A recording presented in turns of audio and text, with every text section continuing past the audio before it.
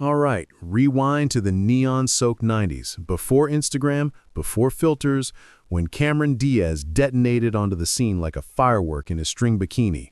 Let's start at the source, 1994, Cannes Film Festival. She's 22, fresh off the plane from Long Beach, California, strutting the crozet in a microscopic white two-piece that barely qualifies as fabric. Chunky black Dr. Martens, boots crunching golden sand, hair sun-bleached and wild, eyes half-lidded like she just hotboxed a yacht. Paparazzi lose their minds. These grainy shots surface on Reddit decades later and still break the internet. That was the blueprint, untouched, unbothered. The blueprint for every it girl who followed.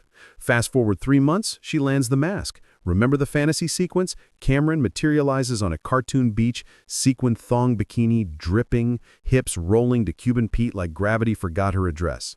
Jim Carrey's jaw on hinges. Ours did too. Fun fact, the costume department used double-sided tape because the suit was that minimal. Director Chuck Russell later spilled that Cameron improvised the entire dance. Zero choreography, pure instinct.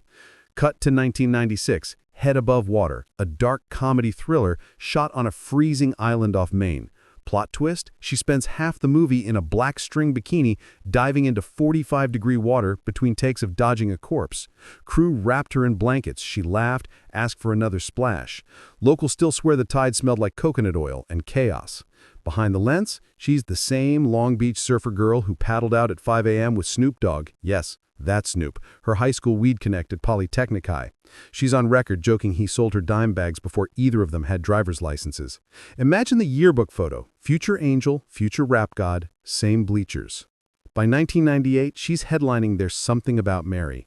That hair gel scene overshadows everything, but sneak into the beige flashback. Tiny yellow triangles, tan lines sharp enough to cut glass.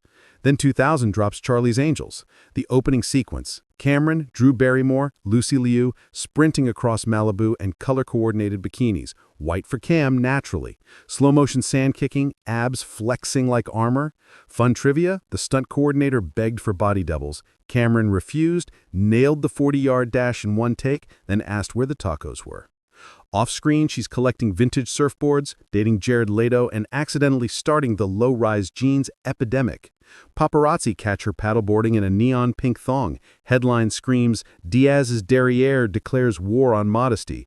She shrugs, says, sun's out, buns out. Hollywood execs clutch pearls. Teenage girls everywhere raid their mom's sewing kits to replicate the look. Here's the secret they buried. Every bikini moment was her choice. No manager forced the swimsuits. She picked the skimpiest options because, quote, if you've got it, flaunt it, then go eat a burger. She surfed pipeline in Hawaii between shoots, outran paparazzi on jet skis, and once lost a bet to Lucy Liu, ending up in a Stars and Stripes bikini for the Charlie's Angels premiere after-party. The 90s ended, but the footage lives forever. VHS transfers on YouTube, GIFs looping endlessly, thirst comments from Gen Z discovering her for the first time. Cameron wasn't just hot, she was a cultural reset. Grunge boots with swimsuits, comedy queen owning the shoreline, proving you could be the girl next door and the fantasy on the poster. So here's to the original unbothered icon. From Long Beach dives to silver screen splashes, Cameron Diaz's wild 90s bikini adventures remain Hollywood's hottest, least secret.